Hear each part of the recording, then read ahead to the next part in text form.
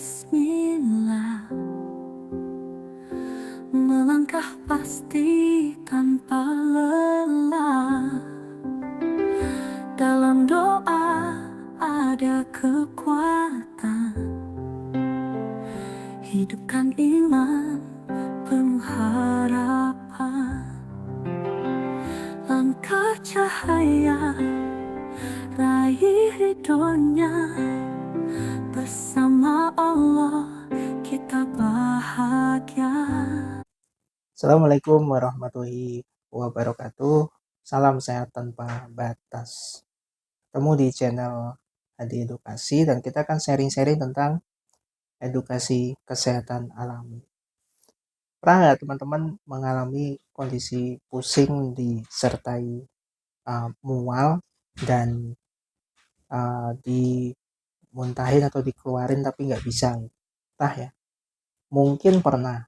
Kalau saya sering waktu itu pernah mengalami, dan ternyata ini ada indikasi salah satunya adalah faktor sensitif pada lambung. Meskipun enggak 100% faktor itu, tapi salah satu pemicu itu, salah satu faktor yang mendasari kita tiba-tiba pusing, kemudian mual, itu adalah lambung yang kurang stabil.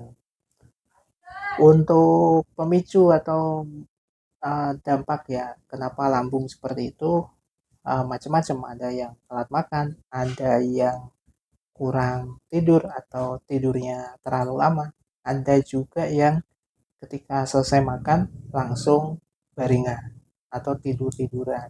Nah, ini banyak faktornya.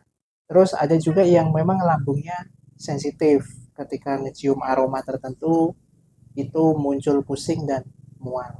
Banyak faktornya. Nah, di session video ini saya akan sharing satu tips titik meridian atau pemijatan yang bisa dilakukan oleh kita secara mandiri, orang awam, untuk mencegah itu, dan minimal bisa meringankan dan harapannya bisa membantu. Dan perlu digarisbawahi, ini dilakukan untuk mandiri, bukan untuk orang lain. Jadi kalau orang lain yang mengalami kondisi seperti itu, harapan saya rekomendasinya adalah disarankan ke terapis yang mempunyai semacam pengalaman, keahlian di bidang refleksi dan terapi meridian. Oke, masuk ke titiknya. Yang pertama, ketika teman-teman mengalami pusing, mual, dan kondisinya kurang nyaman di area perut, usahakan duduk di bawah, bisa duduk di kursi, bisa. Kalau di bawah, usahakan posisi duduknya rileks mungkin, bisa seperti ini, rileks ya, bisa. Kemudian kakinya diluruskan ke depan juga bisa, pokoknya diambil posisi yang paling nyaman. Yang kedua, gunakan tangan kiri, telunjuk dan ibu jari memijat area punggung tangan kanan. Dimulai di sini. Nah, mulai dari sini, dari sela-sela antara jari telunjuk dan ibu jari tangan kanan dipijat menggunakan jari telunjuk tangan kiri. Ya, ini kelihatan. Oke, seperti itu. Pijat tahan durasi 5 detik, lepas.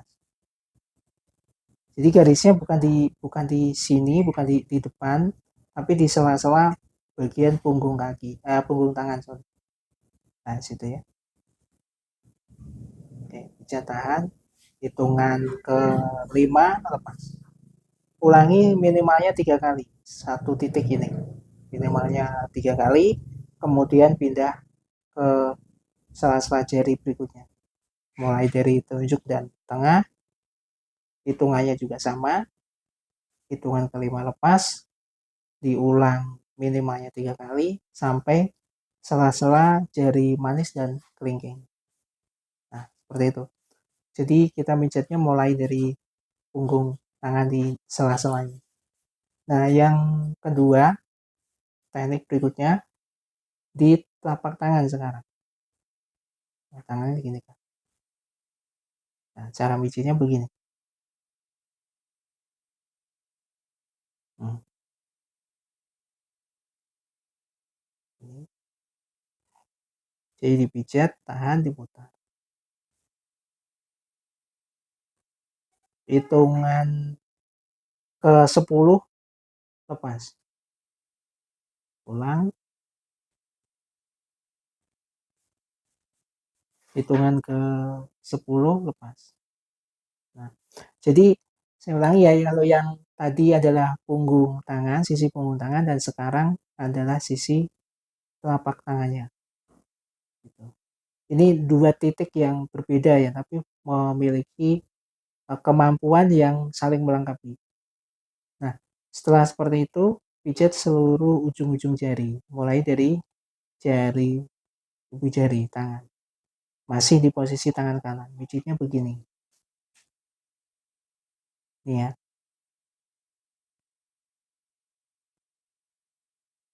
Ini.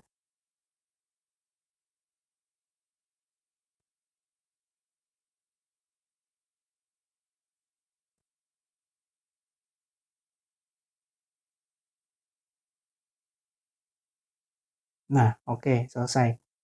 Gerakan ini teman-teman bisa lakukan sehari itu 2-3 kali. Untuk jaraknya sendiri itu 3 jam atau 2 jam. Kalau idealnya gitu bisa pagi misalnya jam 6, kemudian nanti habis zuhur, kemudian nanti habis maghrib dilakukan lagi. Itu idealnya ya, tapi kalau misalnya kondisional artinya harus nggak bisa nih di momen-momen tertentu di jam-jam seperti itu, ya kondisional bisa dilakukan oleh teman-teman, disesuaikan minimalnya 2 jam 3 jam batasnya.